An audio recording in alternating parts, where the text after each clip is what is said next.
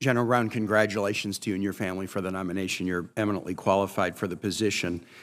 Just situational awareness. Two events happened yesterday that really bear upon the nation's military mission. One very positive, one negative.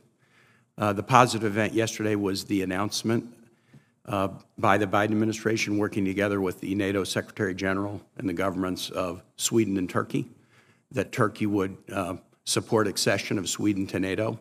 It was followed up immediately by an announcement from Hungary that they would also support accession of Sweden to NATO.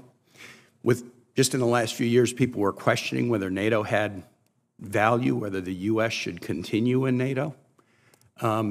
We have demonstrated through American leadership the strength of alliances, that democracies in the world can link arms, and when we do, our alliances enable us to defend Ukraine and promote democracy throughout the world. And I think it's important to recognize that the U.S. and the cause of global democracy is stronger today because of this decision announced yesterday that Sweden would now be greenlit for NATO membership.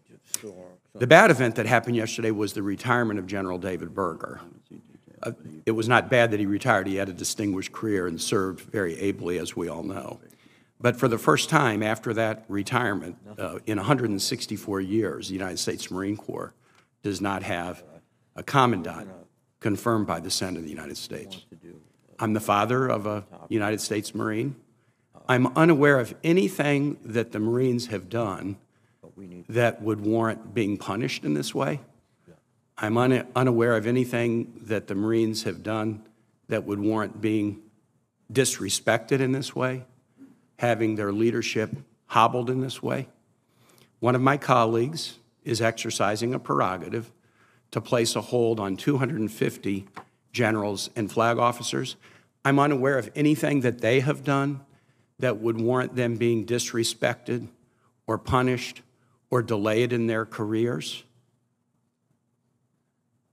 Just because a prerogative can be exercised doesn't mean that it should be exercised.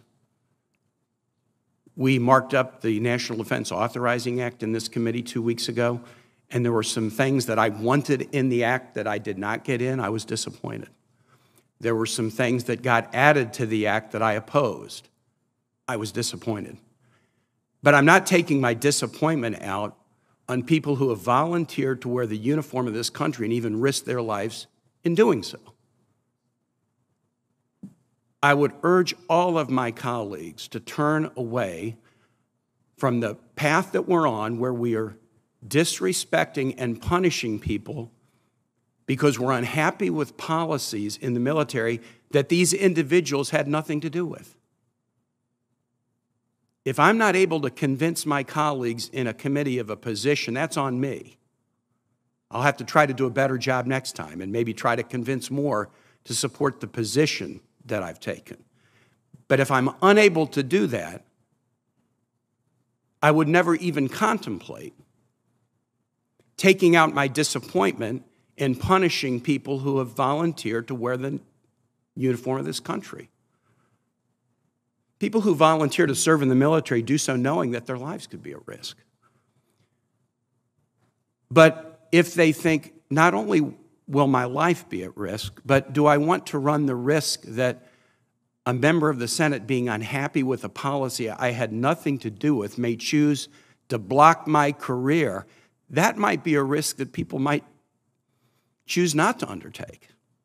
That might be the kind of thing that might make them decide, if my Article I branch is not going to respect the service that I have given this country, including deployments overseas, maybe I should look for a line of work where I will be respected.